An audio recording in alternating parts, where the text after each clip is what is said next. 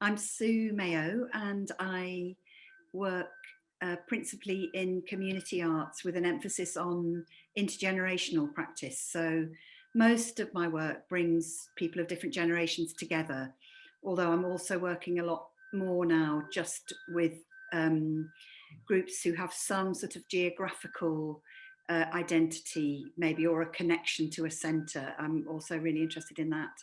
And then part-time I lecture at Goldsmiths, where I run a master's in applied theatre, working with students who want to do participatory and collaborative theatre. I'm Senior Project Manager at Metal Culture. We have 3 locations, so we're based in Liverpool, Southend and Peterborough, and I'm specifically from the Peterborough location. We focus on developing artists and working with communities in those particular areas, so Peterborough specific, and we work with a range of artists.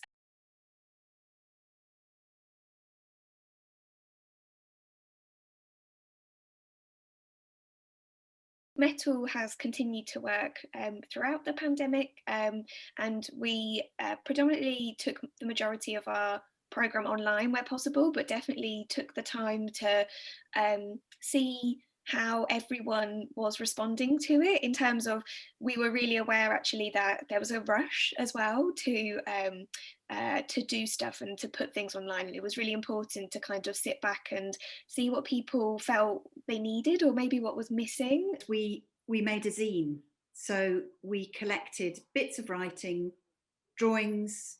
Somebody did a little tapestry. I did 2 phone calls where I helped people kind of craft a bit of writing by being dictated to, reading it back to them, editing together on the phone. And it made me think about working more in sort of multimodal ways, so that you have a chance with everybody one-to-one, or you have a chance with everybody where you can't see their face. We lost some of our participants who were originally engaged in it, but definitely gained other participants who maybe needed it at that point as well, and we definitely had a very different feel online. It was very intimate Zoom groups basically, and people were, I was surprised how quickly some people were very open to have conversations. It almost broke down a barrier in a different way, that I don't think we had expected, similar to what you were saying on the phone, for your participant. But I think as well it also opened up the door for some people who had social anxieties, and they felt that they could switch their camera off. The other thing that just comes into my head really is about it's the sort of intermediate activity. So I think in this community project with women, that you cannot underestimate the half hour where people are arriving, and the break, and the time when people are leaving and they want to maybe have you just a little chat for a minute, and or just talk to you about something that's nothing to do with the project. And I think that's something I don't know how to recreate. And in some of the other things I've done, we've said we'll go, but we'll leave the Zoom open if you want to talk to each other, or there's 15 minutes just to chat.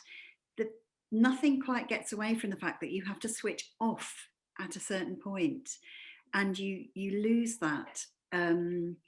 It's a kind of the bridging activities, the things that get you into the room and the things that get you out, and the time to chat and reflect. It's those conversations that happen that you didn't know about, and it's yeah, you end up forming friendships as well with the people, and it's something that we struggled with as well. It's just is it fully, so I know I was kind of saying how great it was, Zoom was as well, but it definitely isn't, it's not for all. And like I said, some of the participants didn't join us on there, and we were very aware that some people felt more alone actually, like when they closed their laptop lid they felt very involved in something, and then were suddenly brought back into reality that they were at home by themselves at that point.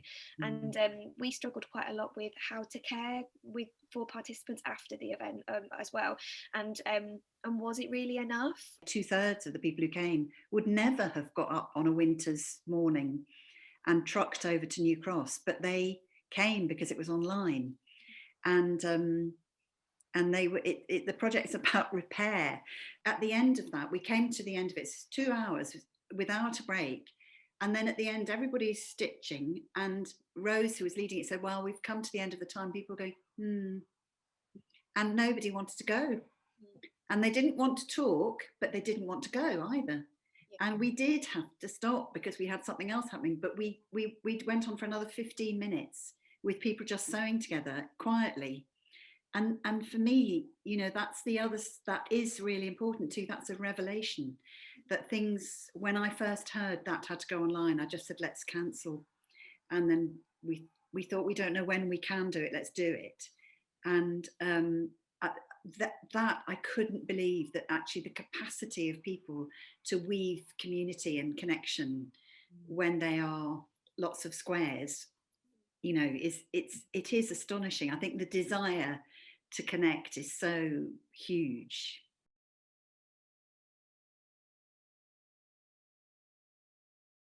I think we've been lucky overall in terms of being able to continue what we're doing, and that's probably for a multitude of reasons, but our venue isn't based on ticket sales, so we don't have we're not a theatre in that sense, so we're not reliant on that, whilst other venues obviously are and aren't able to continue. So other areas obviously are much dire straits. I did have a day when I lost 50% of my freelance work in one day.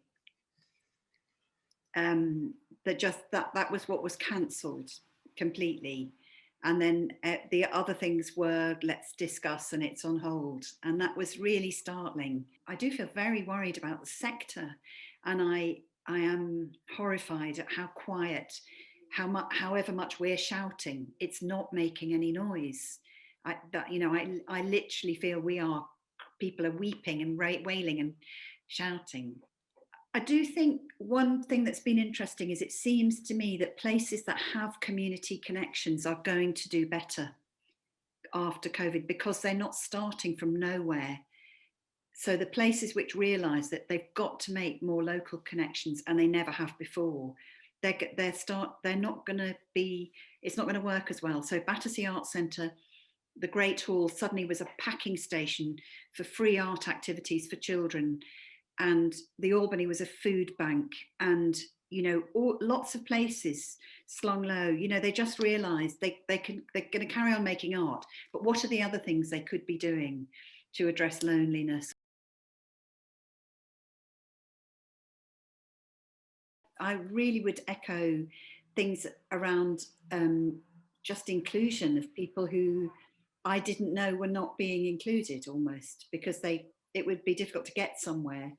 And that could be childcare, and it could be disability, and it could be social anxiety. And I think that's been really interesting to see people, or like my lady who I phoned, just seeing how a different mode of being with her. So the group in a room, it doesn't do everything. It's, you know, a bit of a revelation to me because it's where I'd always most like to be. And just realizing it doesn't work for everyone. I think that's great. And being able to talk to people much more nationally, internationally. There are people getting really excluded from this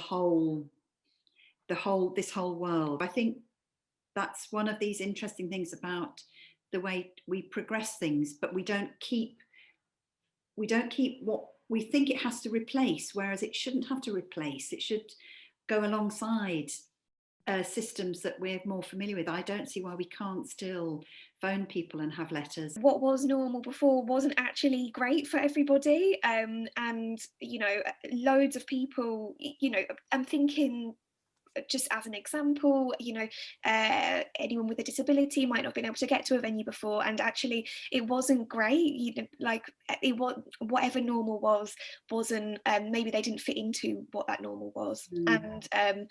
And are adapting. You know, they've been working remotely maybe this entire time, or you've done online practices the entire time, and it's not new for them.